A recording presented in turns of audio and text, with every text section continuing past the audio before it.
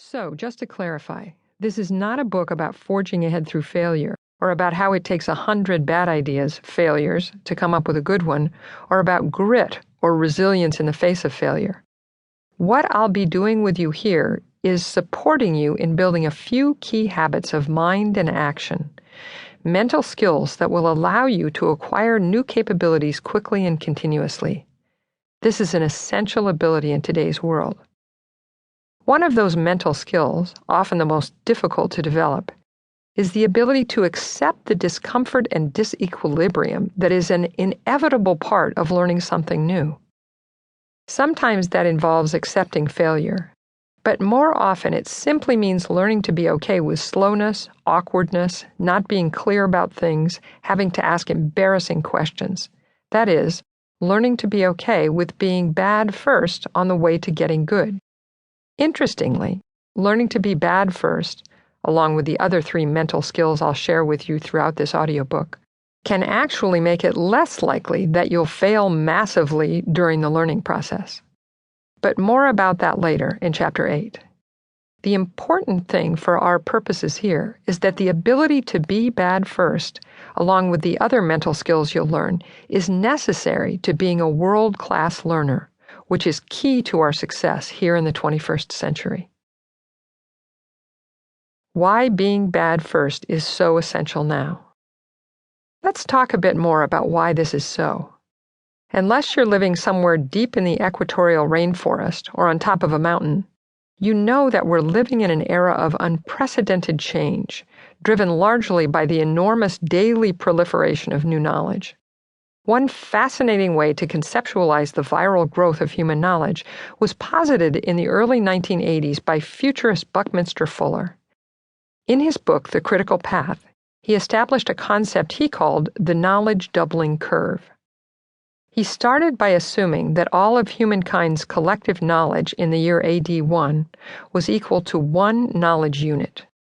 Fuller estimated that it then took until about AD 1500 for that cumulative human knowledge to double, for us to have discovered and understood as a species twice as much. At that point, we had 2 knowledge units. He went on to propose that the next doubling, from 2 to 4 units, happened by 1750.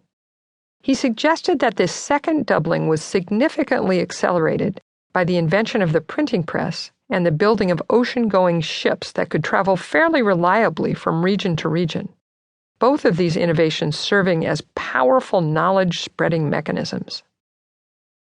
He further estimated that our human knowledge had doubled again by around 1900.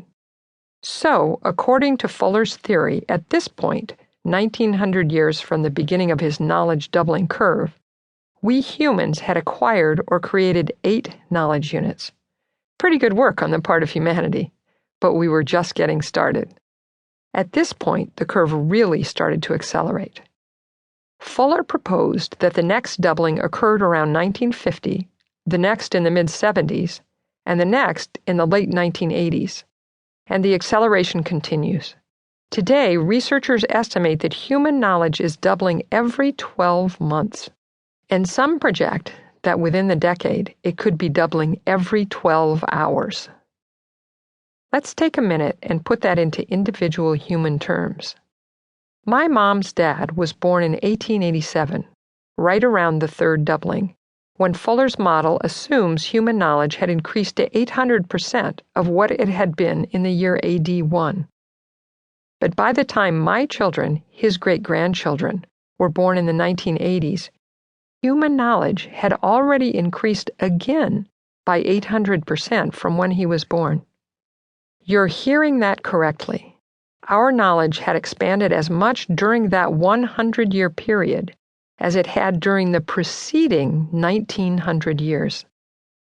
I imagine you now have an image in your head of a geometric curve, a line that starts out almost horizontal, gradually moves upward, starts to curve, and then heads suddenly north, almost exploding off the top of the chart. In terms of our knowledge as a race, we're now in that rocketing upward part of the curve.